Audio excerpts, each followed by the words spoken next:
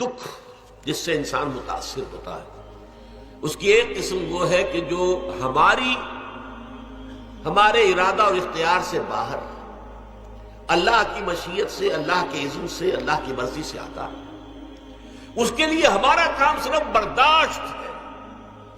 جو شے بھی ہمیں برداشت کی صلاحیت عطا کر دے وہی اس کا علاج ہے۔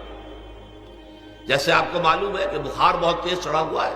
اس کی دوا نہیں ہے اسپرین یا کوئی اور پیراسیٹامول، بخار کی شدت کو کم کر دے، وہ کوئی علاج نہیں ہے۔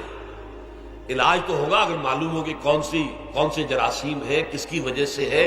اس کا صحیح اینٹی بائیوٹک کون سا ہے، وہ علاج ہوگا۔ یہ علاج نہیں ہے، لیکن اس کی شدت کی کمی اور اس کے اندر جو احساس ہے جھیل جانے کا، وہ انسان کے لیے آسان ہو جاتا ہے۔ یہی مضمون آیا ہے سورہ حدید میں بھی، ما اصاب من مصیبت فی الارض ولا فی انفسکم، یہاں کھول دیا اس مضمون کو۔ میں نے عرض کیا تھا نا کہ یہ آفت سماوی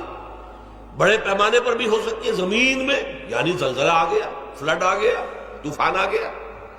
ولا فی انفسکم، خاص تمہاری جان میں، تمہیں بخار ہو گیا، تمہیں ٹی وی لگ گئی، تمہیں کوئی اور بیماری آ گئی، تمہیں کینسر ہو گیا، معاذ اللہ ہوتا ہے، آخر ہوتا ہے۔ دنیا میں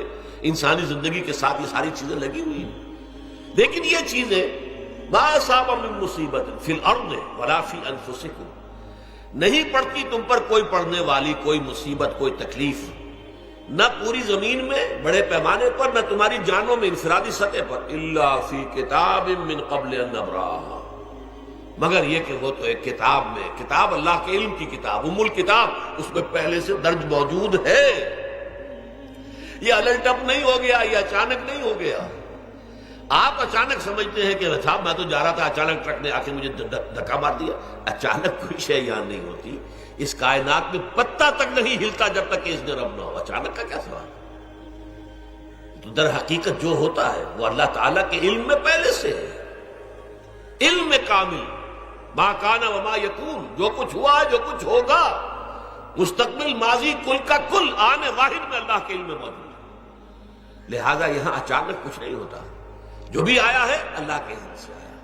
اور یہ پہلے سے اللہ کے علم کے اندر موجود تھا، لکھا ہوا تھا، الا فی کتاب من قبل ان نبراہا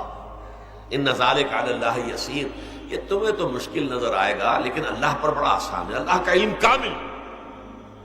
ما کانا ما یکون کو حاوی ہے، لکہ لا تاسوا علی ما فاتکم، تاکہ تم افسوس نہ کیا کرو ان چیزوں پر جو تم سے چھوٹ جائیں، جاتی رہے، چھن جائیں۔ کوئی موقع تھا ہاتھ سے نکل گیا، کوئی دولت تھی اس پر ڈاکہ پڑ گیا، کوئی اور مصیبت ہے وہ آ گئی، کوئی عزیز فوت ہو گیا، اکلوتا بیٹا تھا فوت ہو گیا، وغیرہ وغیرہ۔ ما فاتکم، فات سے ہی فوتیدگی ہے نا، جو شے بھی نکل جائے، چلی جائے، ہاتھ سے جاتی رہے، چاہے وہ کوئی آپ کا عزیز تھا جو فوت ہو گیا تو آپ کے ہاتھ سے نکل گیا،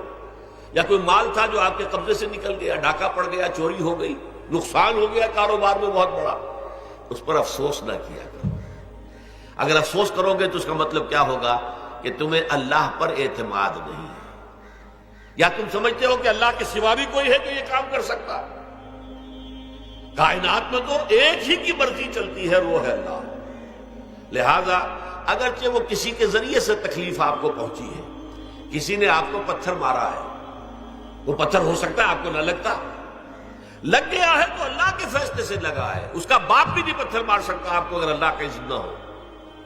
لہذا آپ پتھر مارنے والے کو بھی مجرم سمجھیے، ٹھیک ہے، اس سے بھی قصاص لینے کا آپ کو حق ہے، لیکن یہ جان لیجئے کہ جو آیا ہے پتھر وہ اذن رب سے آیا ہے۔ اب ظاہر بات ہے کہ اگر یہ کیفیت ہوگی تو غصہ اتنا نہیں ہوگا اس شخص پر کہ جس نے یہ کام کیا ہے، بلکہ ہو سکتا ہے آدمی مسکرا کے رہ جائے، جیسے کہ وہ میں واقعہ سناتا رہا ہوں اپنے دروس میں کہ ایک درویش منش آدمی جا رہا تھا، جو رب کرے سو ہو، جو رب کرے سو ہو، جو رب کرے سو ہو، کسی شخص نے پتھر اٹھا کر دے مارا، اس کے سر پہ لگ گیا کہ اس نے پیچھے پلٹ کر دیکھا کس نے مارا ہے، اس نے کہا مجھے کیا دیکھتے ہو، جو رب کرے سو ہو، یہ تو رب کے معنی سے۔ اس نے کہا مجھے تو یہ پتھر رب کے مارے ہی لگا ہے، لیکن میں دیکھ یہ رہا تھا بیچ میں کس کا منہ کالا ہو گیا، اپنے لیے کس نے ایک گناہ کما لیا، اپنے لیے کس نے ایک مصیبت جو ہے وہ مول لے لی، وہ بیچ میں تم آ گئے ہو۔ پتھر اللہ کی طرف سے آیا، لیکن اس کا عذاب، اس کا وبال تم پر آ جائے۔ بہرحال یہ تو میں نے عرض کیا آپ کے سامنے، وہ چیزیں کہ جو آ جاتی ہیں، وہ تکالیف و مصائب جو اللہ کی طرف سے من جانب اللہ ہے، اس میں آپ کسی کو مورد الزام نہیں ٹھہرا سکتے، وہ آپ پر آ گیا۔